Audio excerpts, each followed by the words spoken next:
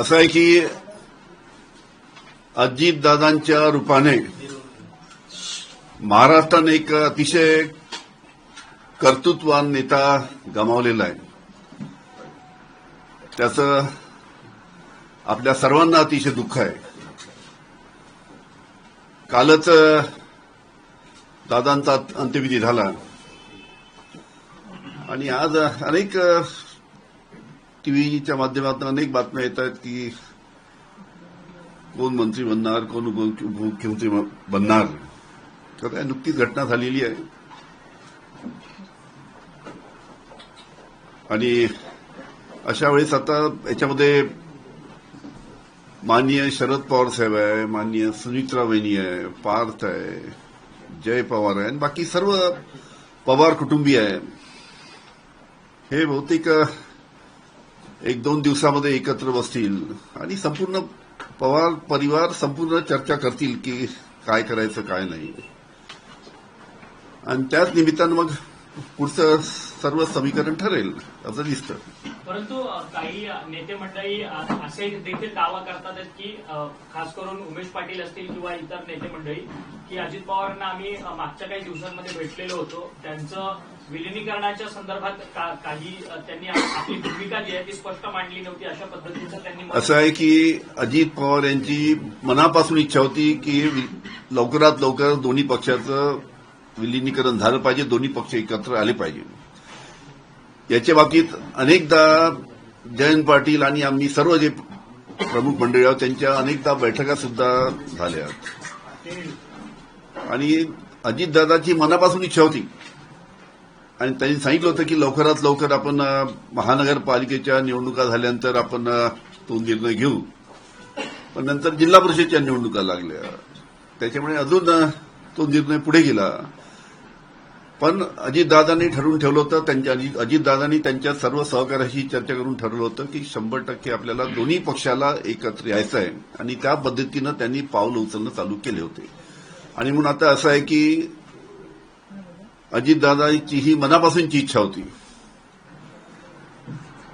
आणि आज त्या आपल्यामध्ये नाही आहेत आणि म्हणून सर्वांनी पुढाकार घेतला पाहिजे की अजितदादाची जी शेवटली इच्छा होती की दोन्ही पक्ष एकत्र आले पाहिजेत, त्या दृष्टीनं पावलं उचलली गेली पाहिजे असं मला वाटतं. या बैठका झाल्या, या बैठकांमध्ये अजित पवारांव्यतिरिक्त त्यांच्या पक्षातले जे महत्वपूर्ण नेते होते त्यांच्यापैकी कुणाकुणाची उपस्थिती राहिलेली आहे? कारण आता असं बोललं जात आहे की अशा ज्या काही बैठका झाल्या त्या केवळ जिल्हा परिषदेच्या महानगरपालिकेच्या निवडणुकांच्या अनुषंगानं झाल्या, घड्याळ या चिन्हावर निवडणूक लढावी या संदर्भातल्या झाल्या, विलिनीकरणाच्या संदर्भात कुठलीच बैठक झाली नाही. असं आहे की स्वतः अजित पवार साहेबांनी सुद्धा बोलताना अनेकदा सांगितलं की त्यांना जेव्हा आपणच प्रश्न विचारला अजितदादांना की दोन्ही पक्ष एकत्र येणार का, त्यावेळेस त्यांनी तेच म्हटलं की तुमच्या तोंडामध्ये साखर पडो, याचा अर्थ काय तुम्ही समजून घ्या. आणि अजितदादांनी सुद्धा त्यांच्या पक्षाच्या प्रमुखांशी चर्चा करून, त्यांच्या लोकांशी चर्चा करूनच अशा पद्धतीची भूमिका घेतली असेल आणि म्हणूनच जयंत पाटील आणि सर्व जे वरिष्ठ नेते आहेत आमच्या पक्षाचे, आमच्या सर्व त्यांच्याशी बैठक झाल्या होत्या आणि ठरलं होतं की लवकरात लवकर विलिनीकरण करायचं. देशमुख साहेब, आता आपण इथे प्रेस कॉन्फरन्स घेतोय, दुसरीकडे वर्षा या मुख्यमंत्र्यांच्या निवासस्थानी छगन भुजबळ, सुनील तटकरे आणि प्रफुल्ल पटेल हे पोहोचलेले आहेत. त्यांच्या वतीने काहीतरी प्रस्ताव हा मुख्यमंत्र्यांना दिला जाणार आहे. तुम्हाला असं वाटतं का की या सगळ्या गोष्टींसाठी घाई होतीये? ठीक आहे, आता त्यांचं काही दुसरा विषय घेऊन बहुतेक जे काही विषय घेऊन ते मुख्यमंत्र्यांना भेटायला गेले असतील, मला त्याच्याबद्दल काही कल्पना नाही. परंतु सुनेत्रा पवार यांना उपमुख्यमंत्री केलं जावं याच्या संदर्भामध्ये काल रात्री काही बैठका झाल्या, तिथे चर्चा झाली असं कळत आहे आणि त्या बैठकीत उपस्थित होतात. कसं आहे, कुठेही बैठकात आम्ही सर्व वहिनींना भेटायला गेलो होतो, पार्थला भेटायला गेलो होतो, सगळ्या परिवाराला भेटायला गेलो होतो काल तिचे अंत्यविधी झाल्यानंतर. कसं काय इतक्या लवकर राजकीय बैठका अशा घडवून काल अंत्यविधी काल झाला, अशा पद्धतीचं कुठं बैठका कधी होतात कशा. म्हणून आता जेव्हा आता सर्व विधी वगैरे सगळं आटोपल्यानंतर, पूजेचा विधी वगैरे आटोपल्यानंतर सर्व पवार साहेबांनी, सर्व सुनित्रा वहिनी, सर्व पवार कुटुंब एकत्र बसतील, सर्व पवार कुटुंब चर्चा करतील आणि काय दिशा द्यायची ते ठरवतील. असं कळत आहे की अजित पवारांकडे असलेली जी सगळी खाती आहे ती राष्ट्रवादीकडेच राहावी यासाठीचं पत्र देण्यासाठी म्हणून आता सुनील तटकरे प्रफुल्ल पटेल आमच्यासाठी कोण उपमुख्यमंत्री होणार, कोण मंत्री होणार, यावेळेस आमच्यासाठी विचार करणं ते कठीण आहे. एकूण आता जी राजकीय परिस्थिती निर्माण झालेली आहे, जो पेचप्रसंग निर्माण झालेला आहे, या पेचप्रसंगामध्ये राष्ट्रवादी एकत्रित येणं हेच फायद्याचं आहे असं आपल्याला वाटतं.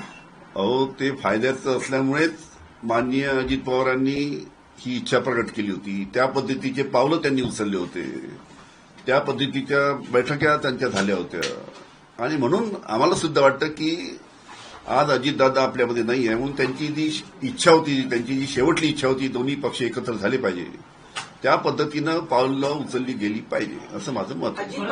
अजित पवारांच्या फ्रॅक्शनमधले जी लोक आहेत, जी वरिष्ठ पदावरची मंडळी आहे, ते मात्र या विलिनीकरणाच्या विरोधात असल्यासारख्याच्या भूमिका त्यांच्या वतीनं किंवा तशा स्वरूपाच्या प्रतिक्रिया त्यांच्या वतीनं सातत्यानं येत आहेत. त्यामुळे जे विलिनीकरण जे तुम्ही म्हणताय की होऊ घातलेलं होतं ते आता खूप लांबणीवर पडलंय अशी चर्चा सुरू झाली.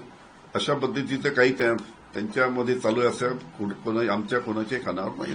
देशमुख साहेब, महानगरपालिका निवडणुकीच्या दरम्यान ज्या बैठका पुण्यामध्ये झाल्या त्याचं या एकंदरीत विलिनीकरणाची मुहूर्तमेढ त्यामध्ये रोवली होती अशी तुम्हाला काही माहिती आहे का, किंवा त्या अनुषंगानं काय सांगा? महानगरपालिकेच्या निवडणुका झाल्यानंतरच आपण एकत्रित येऊ अशा पद्धतीचं त्याला ठरलं होतं आणि महानगरपालिकेच्या निवडणुकीत 15 तारखेला निवडणुका झाल्या, 16 तारखेला निकाल होता, अंदाजे 20 तारखेपर्यंत आपण ठरवू. पण लगेच जिल्हा परिषदच्या निवडणुका जाहीर झाल्यामुळे ते संपूर्ण वाढलं, पुढे गेलं. मधात ही घटना झाली. म्हणून आमचं एकच म्हणणं आहे, मी सांगितलं तसं की अंतिम इच्छा दादांची होती, त्या पद्धतीनं पावलं उचलली गेली पाहिजे आणि त्याच्या बाबतीत योग्य ते संपूर्ण पवार कुटुंब ठरवतं. या अनुषंगानं पूर्ण एकमत झालेलं होतं का पवार कुटुंबियांचं आणि पहिल्या फळीतल्या नेत्यांचं एकंदरीत स्वतः पवार साहेब? चला, धन्यवाद. मीटिंग हुई थी अजीत पवार के प्रेजेंस में, जब डिसाइड हुआ था दोनों पार्टीज एक साथ आएंगी. ऐसा है कि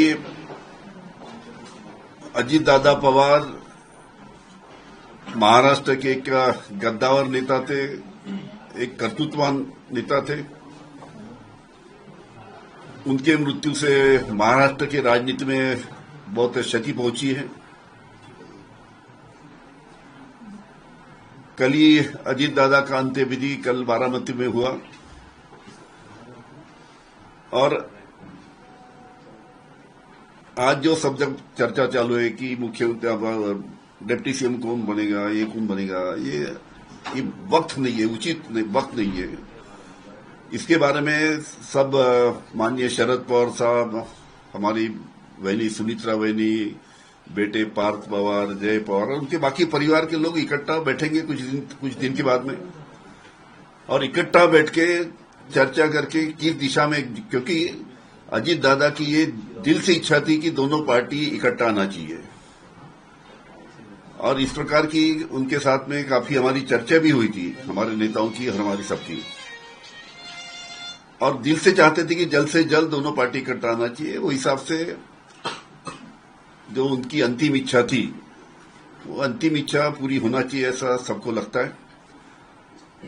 लेकिन उसके बारे में जब तक पूरी पवार फैमिली इकट्ठा बैठ के निर्णय लेती नहीं तब ये एक बात आगे बढ़ेगी. एक साथ आने को लेकर चर्चा लगभग पूरी कर ली गई थी क्या? एक साथ आने के बाद, एक साथ दोनों पार्टी इकट्ठा आने के बारे में प्रीलिमिनरी चर्चा पूरी हो गई थी दोनों पार्टी के बीच में.